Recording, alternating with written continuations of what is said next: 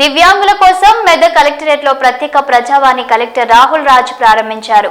Collector నేరుగా దివ్యాంగుల దగ్గరకు వెళ్లి వినతులు స్వీకరించి వారి సమస్యలు విన్నారు. ప్రతి సోమవారం జరిగే ప్రజావానికి అనేక ఇబ్బందులు పడుతున్న దివ్యాంగులు వస్తున్నారని, వారి సమస్యల పట్ల దృష్టి సారించడం లేదని ఉద్దేశంతో ప్రతి నెల 2వ మంగళవారం వికలాంగుల కోసం ప్రజావాణి ఏర్పాటు చేస్తున్నట్లు తెలిపారు.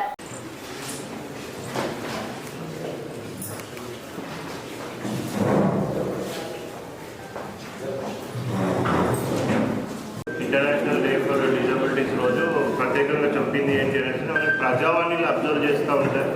సో ప్రజావాణిలో చూసినట్టయితే చాలామంది వస్తూ ఉంటారు. సో ప్రజావాణిలో సుమారుగా 70% మొత్తం కూడా మాకు ల్యాండ్ రిలేటెడ్ ఇష్యూస్ వస్తూ ఉంటాయి. రెవెన్యూ డిస్ప్యూట్స్, ల్యాండ్ డిస్ప్యూట్స్, ఆ కేసెస్ వస్తూ ఉంటాయి. సో దాంట్లో కూడా చాలామంది ఇంకో 30% మంది వల్ల ఒక 20% వరకు కూడా మనకు దివ్యాంగులు వస్తూ ఉంటారు. ఈ కార్యక్రమాన్ని ఉపయోగించుకోవాల్సిందిగా అందరినీ రిక్వెస్ట్ చేస్తున్నాం.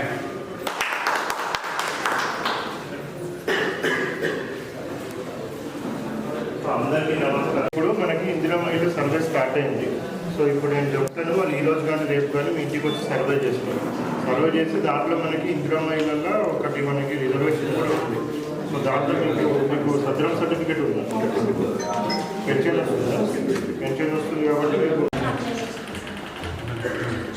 ఇప్పుడు జూన్లోనే వచ్చింది కదా. ఇప్పుడు మన సైడ్ నుంచి ఏంటంటే మనం అంతా మన సైడ్ నుంచి పంపించాం.